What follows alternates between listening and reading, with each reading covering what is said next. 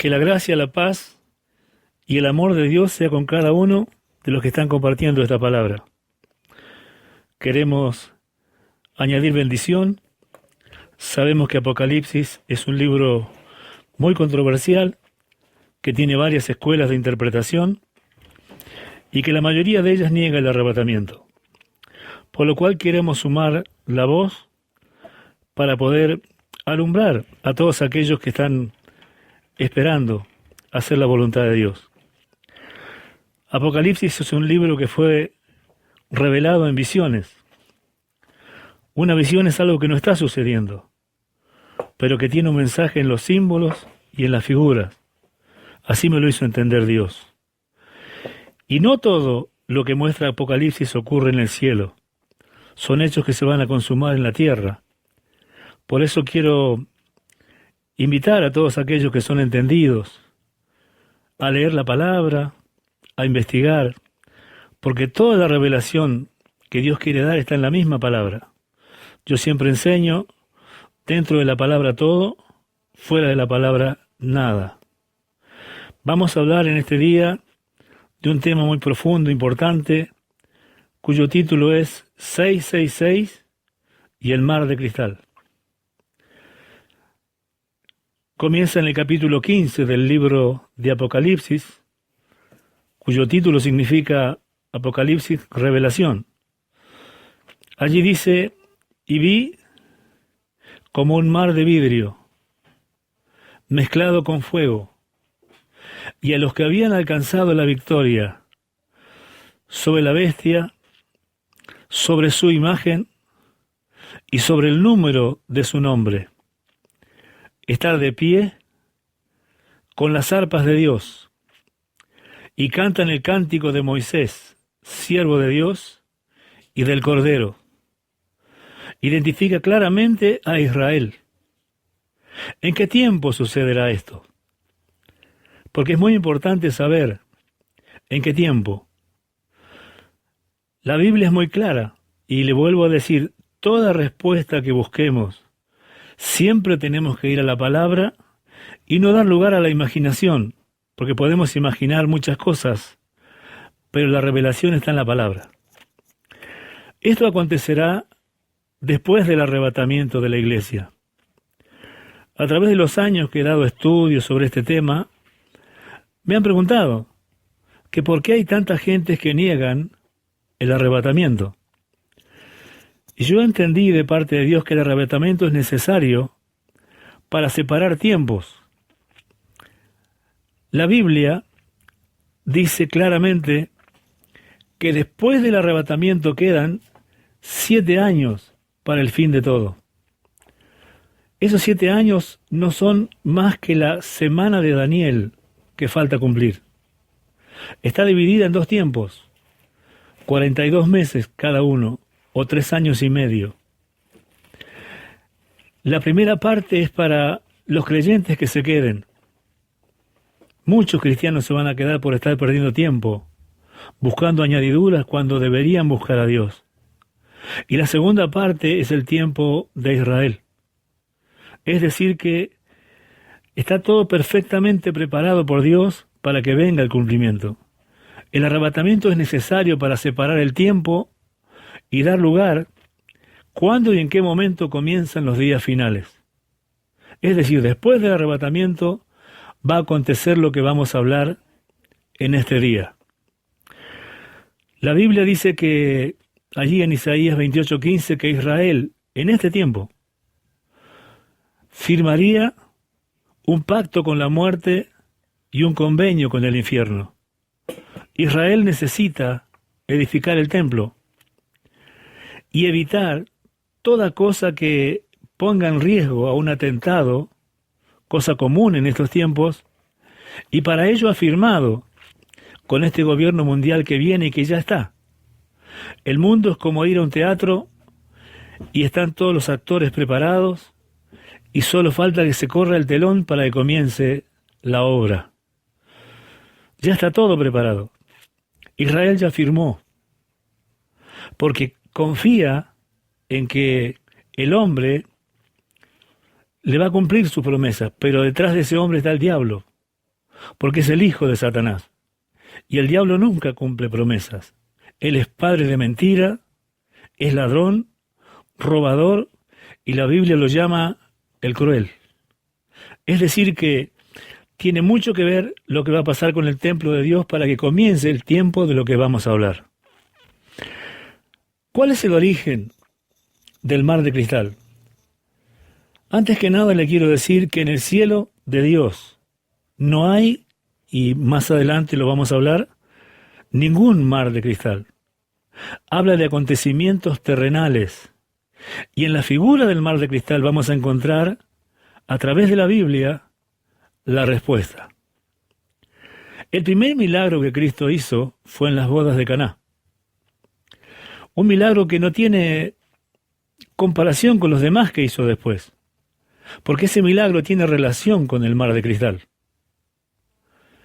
¿Cuál es el origen? Desde que Israel hizo el tabernáculo, enseña que a la entrada del tabernáculo, que representa al cielo de Dios, porque el que cruzaba la cortina entraba al cielo de Dios, y el sacerdote tenía que hacer un lavado ritual, lavarse las manos y los pies. Al hacerlo, él reconocía que no era apto para entrar por sí mismo. Y si bien era agua, semejante a cualquier otra agua que se podía tomar, lo que Dios tomaba en cuenta no era el agua, sino la obediencia y la sumisión de aquel sacerdote. El reconocimiento de que él no era apto de entrar por sí mismo al cielo de Dios. Y la obediencia en Dios siempre da buenos resultados. Casi 2 siglos después, Salomón edifica el templo en Sion, la Jerusalén de hoy. Y a la entrada del templo, allí había un mar de bronce imponente, sostenido por 12 bueyes. Y dice en 2 Crónicas 4:6 que ahora ese mar representaba la fuente de bronce. Y allí los sacerdotes se lavaban. La pregunta es ¿por qué de bronce? Porque el bronce no existe como mineral en sí mismo. Es una aleación inventada por el hombre, como la religión, imperfecta como la religión. Y aunque la religión judía es la religión perfecta, porque está basada en los 10 mandamientos que Dios le dio a Israel, aún así, esa religión no podía hacer puro al hombre para entrar al cielo de Dios. Por eso el bronce se identifica con el hombre, porque aunque usted lo limpie y lo guarde en un rinconcito donde no lo toque más, desde adentro le sale la impureza. El hombre necesitaba algo más. Cuando Cristo llega a las bodas de Caná y la madre le dice, vino no tienen, él le contesta una palabra que a uno lo deja pensando. Le dice, mujer, ¿qué tienes conmigo? Aún no ha venido mi hora. Le estaba hablando del propósito por el cual él vino. Él vino a pagar por los pecados del hombre. Vino a sustituir el agua del lavado ritual por el lavado en su sangre. Por eso convierte en vino aquellas aguas. Dice que Israel había caído tanto en desgracia ante Dios, que ahora ya no tenía el mar de bronce, ni la fuente, sino que con 6 tinajas rústicas de piedra, allí representaba el lavado, porque 6 es el número del hombre. Cristo hecho hombre, para salvarnos, colgó 6 horas en la cruz, porque 6 es el número del hombre. Cuando Él transformó esas aguas en vino, vino es una palabra genérica que da a entender todos los tipos y clases de vino. Le puedo asegurar que ese vino no tenía alcohol. Era vino fruto de la vid, que era lo que representaba las cosas rituales en Dios. Al transformarla, Él estaba diciendo, este es mi nuevo pacto en mi sangre. El agua, la religiosidad, no les va a alcanzar para entrar a mi cielo. Por eso, aquellas palabras cuando Cristo lava los pies de los discípulos que parecen raras, cuando Pedro le dice, a mí no me lavarás los pies jamás. Y el Señor le estaba diciendo, Pedro, todavía estamos en la religión. Y le dijo esto, si yo no te lavare, no tendrás parte conmigo. A lo que Pedro le dijo, Señor, no solo los pies, aún la cabeza lávame. Y el Señor le dice, no, Pedro, el que está limpio solamente necesita que se le laven los pies. Y son cosas que parecen sueltas, pero todo tiene sentido en la Biblia. Esto nos estaba dando a entender de que hacía falta algo más. Ese algo más vino.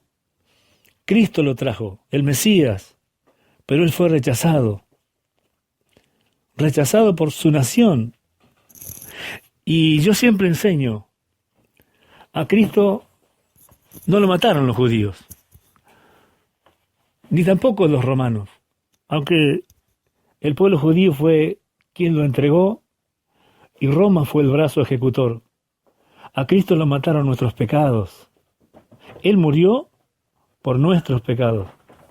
Alguien tenía que hacer lo que se hizo en aquel tiempo. Y fue hecho. Ahora, el mar de cristal es para Israel.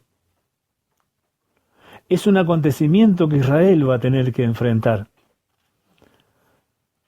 La palabra dice que cuando Cristo fue entregado, Pilatos, la justicia del mundo en aquel tiempo, les dijo, pero yo no encuentro mal en este hombre. Lo azotaré y lo soltaré. Y los sacerdotes, los apóstatas de aquel tiempo, que se habían juntado para torcer la verdad a su comodidad, como hacen los de este tiempo, y declaraban verdad lo que ellos enseñaban. Ellos gritaron y la nación, o la mayoría, dijeron lo mismo que ellos. Crucifícale, crucifícale. Y Pilato, la justicia del mundo, les volvió a preguntar, pero ¿qué mal ha hecho? Y ellos dijeron una palabra, cuando nosotros hablamos ante Dios, nos vamos a tener que hacer cargo, a no ser que nos arrepientamos. Israel cometió la desgracia de decir, sea su sangre sobre nosotros, sobre nuestros hijos y sobre los hijos de nuestros hijos. Jamás tendría que haber dicho eso. Dios no quiere que Israel pase la experiencia que va a vivir ahora. Probablemente alguien dirá, ¿y qué experiencia va a vivir? Israel pasó por un holocausto. Este mundo ha visto crueldades que ni la imaginación humana puede llegar a entender. Sin embargo, en Mateo 24, del versículo 20 en adelante, Cristo dice, hablándole a Israel, Mateo 24 se divide en 3 partes.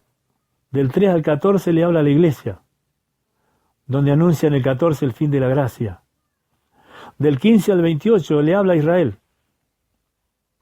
De ahí en adelante le habla al mundo y después a los pastores. Pero cuando le habla a Israel le dice que en los días finales serán días como nunca hubo, ni habrá sobre la tierra. Y si aquellos días no fueren acortados, dice Cristo allí, ninguna carne, ningún hombre se podría salvar. Es decir, que lo que viene nunca se ha visto. Mire que Israel vivió un holocausto.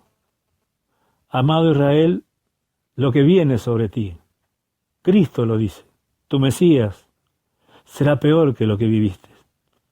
Por eso es tiempo de buscar, y a los creyentes que se quedan, Cristo les dice lo mismo. Nada de lo que han visto, nada de lo que han podido entender en maldad es lo que se verá en aquellos días. Es tiempo de prepararse, de dejar de jugar al Evangelio y abrazar la verdad. La verdad tiene un costo, pero tenemos que enfrentar ese costo. El mundo ya se deja ver, se están viendo horrores, se están viendo injusticias, crímenes que son televisados, de personas que son degolladas, personas que son quemadas vivas, personas que son ahogadas, metidas en jaulas. El mundo no puede estar en pie ante los ojos de Dios. Pero lo que viene es tiempo de reflexionarlo. Porque cuando sucede el arrebatamiento, tome en cuenta este detalle. en el capítulo 4 de Apocalipsis. Allí dice, delante del juez. El que está sentado allí es el juez. Aparece un mar de vidrio vacío. El mar de vidrio representa a las almas que a partir de allí serán salvadas. Lo vamos a hablar en este mismo mensaje. El mar de vidrio aparece delante del trono del juez. El lugar que ocupaba en aquellos días, en sentido espiritual, dice la Biblia, el corderito se sacrificaba delante del trono. Dios estaba en espíritu en su trono, pero el sacrificio acontecía bajo su mirada. En este tiempo, lo que va a acontecer va a ser delante de los ojos de Dios. Por eso si vi las almas, ya se refiere a derramamientos de sangre. Cuando la palabra leída, y esto le quiero afirmar, en el cielo no existe ningún mar de vidrio. El mar de cristal que aparece allí vacío, aparece en medio de truenos y relámpagos, figura de juicio. Es decir que el mar de vidrio está relacionado con juicios, o el mar de cristal, como dice en el original. Delante de juicios, en medio de juicios. Y cuando aparecen estas personas allí, parados sobre el mar de vidrio que antes estaba vacío y ahora lo están llenando, son mártires. Por eso le puedo decir que el mar de vidrio no está en el cielo, porque en el cielo de Dios la muerte no entra, y estos murieron. En el cielo de Dios no hay llanto ni dolor, y estos vienen de llanto y de dolor. En el cielo de Dios no hay hambre, y dice que murieron de hambre, de sed y quemados por el sol los otros que no están ahí. Es decir que no puede haber en el cielo un mar de vidrio. Y cuando dice mar no se refiere a los océanos que llamamos mares, se refiere a un recipiente para contener líquido. Como anteriormente en el Antiguo Testamento era agua, Cristo transformó el agua en vino tipo del fruto de la vid que representaba su sangre, pero como Israel rechazó el sacrificio de su Mesías, ahora será su sangre la que irá al mar de cristal. ¿Por qué cristal?